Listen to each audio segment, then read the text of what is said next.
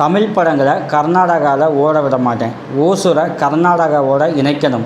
காவிரி நீரை தமிழ்நாட்டுக்கு கொடுக்க மாட்டேன். இப்படி ஒவ்வொரு மிரட்டலுக்கு பின்னாடி ஒரு குரல் எப்பயுமே வந்துக்கிட்டு இருக்கும்.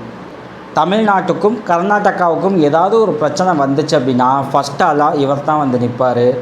அவர் தான் வாட்டாள் நாகராஜ். இவர் யார், இவரோட அரசியல் என்ன, இவரோட தனிப்பட்ட வாழ்க்கை என்ன, ஏன் ஒவ்வொரு முறையும் தமிழ்நாட்டுக்கு எதிராகவே இவர் செயல்பட்டுக்கிட்டு இருக்கார், இப்படி பல விஷயங்கள் நம்ம இந்த வீடியோவில் பார்க்க போகிறோம். தமிழ்நாட்டுக்கு மிகப்பெரிய சவாலாக இருக்க ஒருத்தர் வந்து வாட்டாள் நாகராஜ். இவர்கிட்ட வந்து ரஜினிகாந்த், சத்யராஜ் இப்படி பலர் வந்து சிக்கியிருந்தாலும் இவரையே கதிகலங்கி ஓட வச்ச ஒருத்தர் நம்ம தமிழ்நாட்டில் இருக்கார். அவர் யார் அப்படின்னு பல விஷயங்களை இந்த வீடியோவில் பார்ப்போம். வெல்கம் டு அன்காஸ் தமிழ். நான் உங்கள் MSV.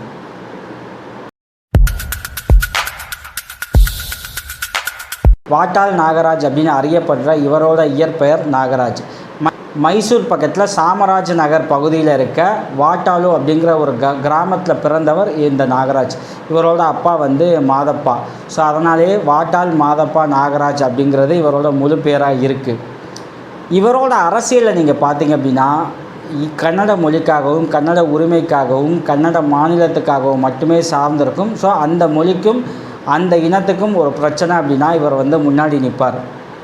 இவரோட மனைவி ஞானாம்பிகா 2020 மே மாதம் வந்து உடல்நல பிரச்சனையால் வந்து காலமானார். ஸோ ஆரம்பத்துலேருந்து இன்றைக்கு வரைக்கும் ஓகேங்களா 1949 பிறந்தார் அப்படிங்கிற ஒரு குறிப்பு இருக்குது. கிட்டத்தட்ட 80-90 வயசு நெருங்கிட்டார். இன்னும் வந்து அவரோட மாநிலத்துக்கு ஒரு பிரச்சனை அப்படின்னா இறங்கி போராடிக்கிட்டே இருக்கார். நான் அவரை பற்றி பெருமையாக பேசுகிறேன் அப்படின்னு நீங்கள் நினைக்க வேண்டாம். அவர் மாநிலம் சார்ந்த விஷயங்கள் அப்படின்னா அவர் வந்து அங்கே மூர்க்கத்தனமாக இருக்கார். அவர் மாதிரியான ஒரு அரசியல்வாதி தமிழ்நாட்டுக்கும் தேவை இருக்குது அப்படிங்கிற உணர்வு வந்து சில விஷயங்கள் வந்து உருவாக்கிக்கிட்டே இருக்குது. கன்னட சினிமா வந்து நீங்கள் பார்த்தீங்க அப்படின்னா ஆரம்பத்தில் வந்து அதுக்கு ரொம்ப பெரிய வரவேற்பு இருக்காது. தெலுங்கு படங்கள், தமிழ் படங்கள் வந்து அங்கே டப் ஆகி போயிட்டு இருக்கும். ஸோ தெலுங்கு படங்கள் அதிகமாக டப் செஞ்சு கர்நாடகாவில் ரிலீஸ் பண்ணிகிட்டே இருந்தாங்க. 1960ஆம் ஆண்டு தெலுங்கு படங்களை டப் செஞ்சு கன்னடாவில் ரிலீஸ் பண்ணுறதுக்கு எதிராக வந்து இவர் மிகப்பெரிய போராட்டத்தை வந்து செஞ்சார்.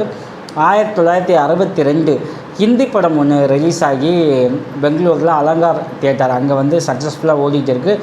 ஸோ அதற்கு எதிர்ப்பு தெரிவித்து அந்த தியேட்டரை வந்து கொளுத்தினார் அப்படிங்கிற ஒரு தகவல் இருக்குது. அடுத்து 1791 பெங்களூரு முற்றுகை போராட்டத்தில் இறந்த இராணுவ வீரர்களுக்காக அங்கே வந்து ஒரு சிலை அமைக்கப்பட்டுச்சு. அதற்கு எதிர்ப்பு தெரிவித்து அதை இடிக்கணும்னு சொல்லி 1964ஆம் ஆண்டு வாட்டாள் நாகராஜ் மிகப்பெரிய போராட்டத்தை அறிவித்தார். அதன் விளைவாக அதே ஆண்டு அக்டோபர் மாதம் அந்த நினைவு தூண் வந்து இடிக்கப்பட்டு அங்கே கேம்ப் கவுடா அவரோட சிலை வந்து நிறுவப்பட்டுச்சு. 1980 கர்நாடகாவில் கன்னட மொழி தான் முதன்மையான மொழியாக இருக்கணும் அப்படின்னு சொல்லி ஒரு மிகப்பெரிய போராட்டத்தை அறிவித்தார். அவர் மாநிலத்தில் அவரோட மொழி தான் வந்து முதன்மையாக இருக்கணும், ஹிந்திக்கு இங்கே இடம் கிடையாது அப்படிங்கிறது அவரோட மிகப்பெரிய முழக்கமாக இருந்துச்சு. இப்படியே கொஞ்சம் கொஞ்சமாக இவர் அரசியல் பக்கம் நகர ஆரம்பித்தார். அந்த டீட்டெயில்ஸை இப்போ பார்ப்போம். 1989 சாமராஜர் தொகுதியில் ஃபஸ்ட் டைம் வந்து எலெக்ஷனில் நின்று MLA ஆகிட்டார். 94 காங்கிரஸ் தலைவர் எஸ் புட்டசாமிக்கு எதிராக 5982 வாக்குகள் வித்தியாசத்தில் ஜெயிக்கிறார். 2004 3வது முறையாக அதே தொகுதியில் ஜெயிக்கிறார். 2008 சி புட்டரங்க செட்டியிடம் தோல்வி அடைஞ்சார். 2009ஆம் ஆண்டு பெங்களூரு தெற்கு தொகுதியில் மக்களவை எலெக்ஷனில் போட்டி போட்டு பாஜகவின் அனந்தகுமாரிடம் தோல்வி கண்டார். இவர் கன்னட சலுவாலி வாட்டாள் பக்ஷா அப்படிங்கிற ஒரு கட்சியை நிறுவிக்கிட்டு வந்திருக்காரு. 2018 அந்த கட்சிக்கு திரும்ப தலைவராகிறார். ஸோ இவரோட போராட்டங்கள், அரசியல் வாழ்க்கைகள் எல்லாத்தையும் சுற்றி பார்த்திங்க அப்படின்னா கன்னடம், கன்னட மொழி, கர்நாடகா உரிமை இப்படின்னு மாநில உரிமைகள் சார்ந்தே இருக்கும்.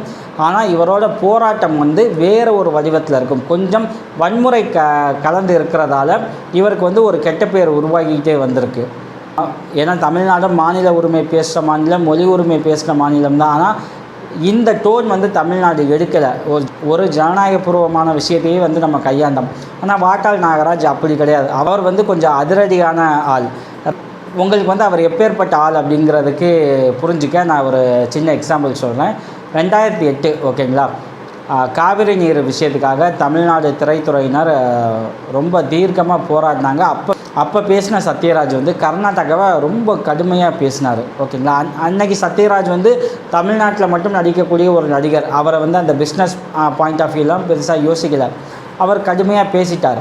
இது எங்கே ரிஃப்ளெக்ட் ஆச்சு அப்படின்னா, பாகுபலின்னு ஒரு படம் ரிலீஸ் ஆகுது பார்த்திங்களா அப்போ வந்து சத்யராஜ் அன்னைக்கு பேசினதுக்காக பாகுபலியை ரிலீஸ் பண்ண விடமாட்டோம் அப்படின்னு சொல்லி மிகப்பெரிய போராட்டம் வந்து கர்நாடகாவில் அவர் வந்து கண்டக்ட் பண்ணார். வேறு வழி இல்லாமல் சத்யராஜ் வந்து அன்னைக்கு பேசினதுக்கு வருத்தம் தெரிவித்தார். இதே மாதிரியான ஒரு எதிர்ப்பு வந்து ரஜினிகாந்துக்கும் வந்திருக்கு. ரஜினிகாந்தும் பல இடங்களில் வந்து என்ன பண்ணியிருக்கார், பின்வாங்கியிருக்கார். ஏன்னா அந்த பிஸ்னஸ் இப்பேற்பட்ட இந்த வாட்டாள் நாகராஜை நம்ம தமிழர் அடித்து விரட்டியிருக்கார். அதுவும் அவரோட சொந்த ஊரில் அப்படின்னு சொன்னால் நீங்கள் நம்புவீங்களா? ஆமாம்.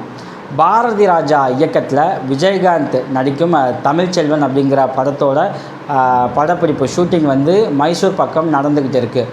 அப்போ வந்து அதற்கு எதிர்ப்பு தெரிவித்து என்ன பண்ணுறாங்க, வாட்டாள் நாகராஜ் ஒரு 50 பேரோடு அங்கே போய் நின்று தமிழ் மொழியெல்லாம் இங்கே இருக்கக்கூடாது, தமிழ் படம்லாம் ஷூட்டிங் பண்ணக்கூடாதுன்னு சொல்லி ஒரு மிகப்பெரிய பிரச்சனையை கிளப்பிக்கிட்டு இருக்கார். இந்த தகவல் நேராக யாருக்கு அதுக்கு போகுது அப்படின்னா விஜயகாந்த்க்கு அதுக்கு போயிடுச்சு. விஜயகாந்த் எப்படியாப்பட்ட ஆளுன்னு நம்ம பலருக்கும் தெரியும். ஓகேங்களா. இத்தனைக்கும் இந்த தமிழ்ச்செல்வன் படம் வந்து விஜயகாந்தோட இயல்புலேருந்து மாறுபட்ட ஒரு படம். அதில் வந்து ஆக்ஷனே இருக்காது, வன்முறையை பெருசாக பேச மாட்டார். ஸோ அப்படியான ஒரு படம் தமிழ்ச்செல்வன். ஆனால் இந்த தகவல் விஜயகாந்த் காதுக்கு போனோன்னா ஒரு இரும்பு ராடு எடுத்துக்கிட்டு அடிக்க பாஞ்சிருக்காரு. விஜயகாந்த் வரதை பார்த்ததுக்கப்புறம் இந்த கூட்டம் வந்து தெரிச்சு ஓடி இருக்குது அப்படிங்கிற தகவல்கள் இன்றைக்கும் இணையத்தில் இருக்குது. தமிழ் நடிகர்களுக்கு தொடர்ச்சியாக வந்து மிரட்டல் கொடுத்துக்கிட்டு வந்த இந்த வாட்டாள் நாகராஜா அவரோட சொந்த ஊரில் சொந்த மண்ணில் அடித்து ஓட விட்டுருக்காரு. யார் அப்படின்னா நம்ம கேப்டன் விஜயகாந்த், நம்ம தமிழர். இந்த தகவல் வந்து பெருசாக வந்து நம்ம தமிழர்கள் மத்தியிலேயே வந்து பேசப்படலை அப்படிங்கிறது ஒரு வருத்தமான ஒரு விஷயந்தான். 2020க்கு மேலே ஒரு சம்பவம் வந்திருக்கு. நீங்கள் அப்போ நெட்டில் நிறைய பார்த்துருப்பீங்க. ஒரு வயசானவரை போட்டு கர்நாடகாவில் அடிச்சிருப்பாங்க. அவர் வந்து சிரிச்சுக்கிட்டே இருப்பார், ஒரு லாரி டிரைவர். ஏன்னா அவர் வந்து தமிழர். கர்நாடகா எல்லைக்குள்ளே அவர் போனதால் என்ன பண்ணியிருக்காங்க, அவரை போட்டு தாக்கியிருக்காங்க. கர்நாடகாக்குள்ளே என்ட்ராகிற தமிழர்களுக்கு பாதுகாப்பின்மை வந்து கர்நாடக அரசு அன்றைக்கி ஏற்படுத்துச்சு. காரணம் வாட்டாள் நாகராஜ். அவரை வந்து கண்ட்ரோல் பண்ண முடியலை. இல்லை அவரை வந்து செயல்பட விட்டுறாங்களோ அப்படிங்கிற ஒரு கேள்வியும் அச்சமும் வந்து ஒரு அரசியல் பக்கத்தில் வந்து பேசப்பட்டுச்சு. ஆனால் இங்கே தமிழ்நாட்டில் அந்தளவுக்கு ஒரு மூர்க்கத்தனமான போராட்டம் இல்லை. அங்கே ஒன்று இங்கே ஒன்று இருந்தாலும் கன்னட மக்களை பாதுகாப்பாக தமிழர்களை அனுப்பி வச்சாங்க. இந்த 2 சம்பவம் கர்நாடகா அரசியல்வாதிகளுக்கும் தமிழ்நாடு அரசியல்வாதிகளுக்கும் உள்ள இந்த வித்தியாசத்தை காமிச்சிச்சு. இங்கே தமிழ்நாட்டு மக்களும் சரி இந்த வன்முறைக்குள்ளே அவங்க போகலை. ஆனால் கால சூழல் இப்படியே மாறிக்கிட்டே இருக்கும்போது, இந்த காவிரி பிரச்சனை ஒவ்வொரு முறையாக வந்துக்கிட்டே இருக்கும்போது தமிழ்நாட்டுக்கான உரிமை வந்து ரொம்ப நசிக்கப்படும் போது இங்கே வாட்டாள் நாகராஜ் மாதிரி ஒரு லீடர் வந்து எமர்ஜ் ஆகக்கூடிய வாய்ப்பும் இருக்குது. அதை மறுக்க முடியாது. ஏன்னா மேகதாது டேம் கட்டினீங்க அப்படின்னா இங்கே தமிழ்நாட்டுக்கு வந்து நீர் ஆதாரம் முற்றிலுமாக தடைபடும் அப்படின்னு பேசியிருக்கோம். ஏன்னா கிருஷ்ணகிரியிலேருந்து ஒரு 4 கிலோமீட்டர் டிஸ்டன்ஸில் தான் இந்த மேகதாது பகுதி இருக்குது. அங்கே நீங்கள் டேம் கட்டினீங்க அப்படின்னா தமிழ்நாட்டுக்கு தண்ணீர் வரத்தே இருக்காது அப்படிங்கிற ஒரு முக்கியமான விஷயத்த நம்ம இங்கே தொடர்ச்சியாக பேசிகிட்டு இருக்கோம். ஆனால் அதை எதையுமே காதில் வாங்காமல் டேமை கட்டியே தீருவோம் அப்படின்னு கர்நாடகா சிஎம் சிவகுமார் இருக்கார். நீங்கள் நல்லா யோசிச்சு பார்த்தீங்க அப்படின்னா இந்த டேம் கட்டணும் அப்படிங்கிற ஒரு அரசியல் வந்து சிவகுமாருடையது. காங்கிரஸில் சித்தராமையா இருந்தார், அவர் கூட இதை செய்யலை. பாஜக அதுக்கு முன்னாடி ஆட்சியில் இருந்தாங்க, அப்போ கூட அவங்க செய்யலை. சிவகுமார் அப்படிங்கிற அந்த தனிப்பட்ட ஒருத்தரோட அரசியல் ஆதாயத்துக்காக இந்த டேம் விஷயத்தை அவர் கண்டினியூஸாக பேசிக்கிட்டே இருக்கார், தொடர்ச்சியாக பேசிக்கிட்டு இருக்கார். அவர் இல்லை அப்படின்னா இந்த டேம் பிரச்சனை பெருசாக இருக்காது. அவர் இந்த டேமை கட்டினா தான் நமக்கான அரசியல் வாழ்க்கையே இருக்குது அப்படிங்கிற விஷயத்தை அவர் முழுமூச்சாக நம்பிக்கிட்டு இருக்கார். ஆனால் அவர் நம்பிக்கைக்காக இங்கே ஒட்டுமொத்த தமிழ்நாடும் தண்ணீர் ஆதாரம் இல்லாமல் வந்து சாக முடியாது.